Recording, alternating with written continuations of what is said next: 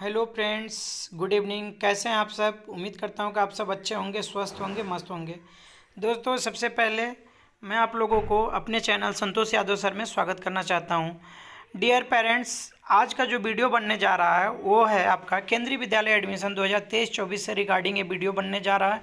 ठीक है, तो सबसे पहले मैं आपको बताने जा रहा हूँ कि अभी जो लेटेस्ट केंद्रीय विद्यालय अपना नोटिफिकेशन जारी किया उसमें बहुत सारे चेंजमेंट हुए हैं। ठीक है, तो जो पुराने नियम थे उसमें कुछ बदलाव हुए हैं।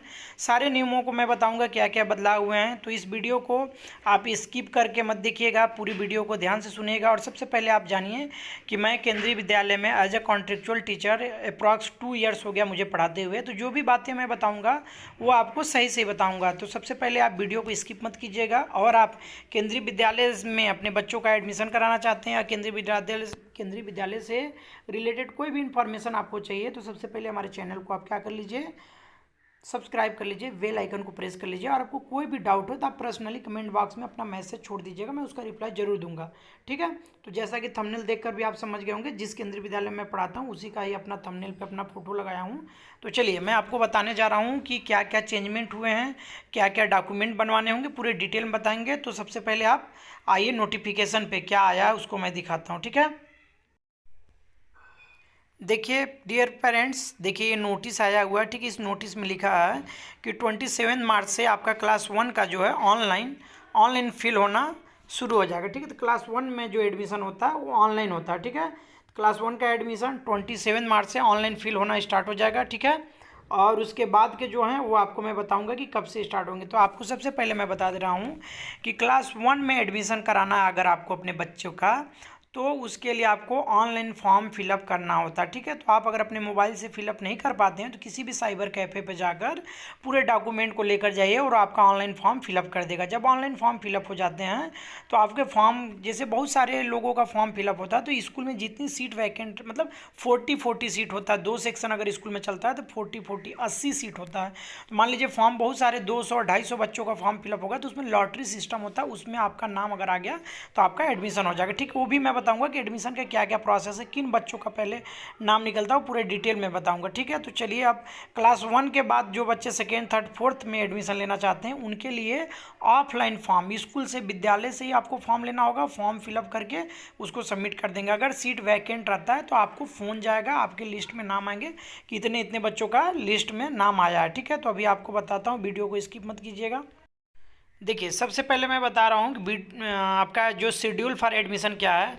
देखिए क्लास 1 का एडमिशन के लिए 25 मार्च को नोटिफिकेशन एडवर्टाइजमेंट आ जाएगा, लेकिन जो ऑनलाइन रजिस्ट्रेशन होगा वह 27 मार्च से स्टार्ट होगा, मंडे से 10 बजे से। ठीक है, और 17 अप्रैल तक इसका फॉर्म ऑनलाइन होगा। ठीक है, 17 अप्रैल के बाद ऑनलाइन फॉर्म आप अप्लाई नहीं कर सकते हैं। ठीक है, जो इसका declaration of provisional select and wait list जो होगा वो होगा आपका फर्स्ट लिस्ट जो पब्लिश होगा 20 अप्रैल को, 20 अप्रैल को लिस्ट पब्लिश होगा। ठीक है, और 21 अप्रैल को जो होगा वो क्या होगा आपका admission of eligible candidate of selected list in RT, जो आरटी वगैरह से रिलेटेड होंगे। आरटी क्या होता है, हर एक, मतलब आरटी होता है क्या, 25% जितनी भी सीट रहती है उसका 25% आरटी राइट टू एजुकेशन के तहत आपका निःशुल्क, मतलब फ्री में उस बच्चों का, जिस भी बच्चों का नाम अगर आरटी के थ्रू आ गया क्लास 1 में तो उन बच्चों का क्लास 8 तक कोई भी पैसा नहीं लगता है।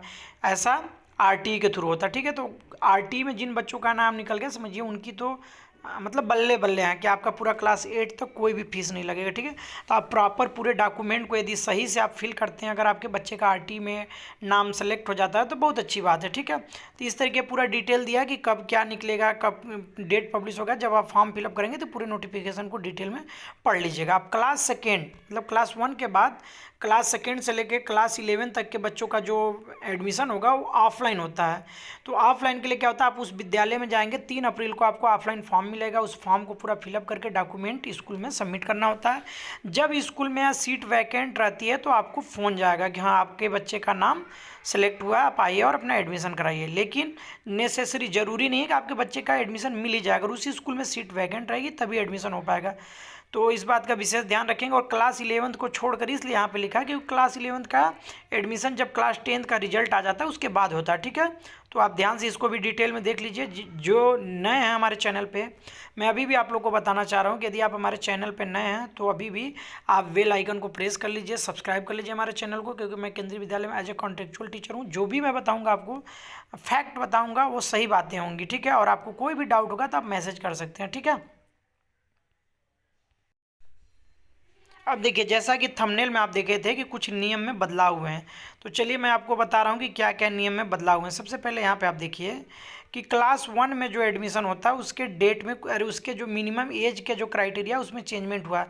31 मार्च तक आपके बच्चे का एज 6 ईयर होना चाहिए बट लेस देन 8 ईयर्स। अगर क्लास 1 में आप एडमिशन कराना चाहते हैं तो देखिए, क्लास 1 में एडमिशन के लिए आपके बच्चे का एज 6 ईयर होना चाहिए बट 8 ईयर्स से कम होना चाहिए। अगर क्लास सेकेंड में कराना चाहते हैं तो 7 ईयर्स होना चाहिए और लेस देन 9 ईयर्स। देखिए पूरा डिटेल में दिया हुआ है, आप इसका क्या कर लीजिए, स्क्रीनशॉट ले लीजिए। क्लास 3 के लिए देखिए 7 साल और 9 साल से कम होना चाहिए। क्लास 4 के लिए क्लास 5, 6, 7, 8, 9, 10 पूरा डिटेल में दिया है।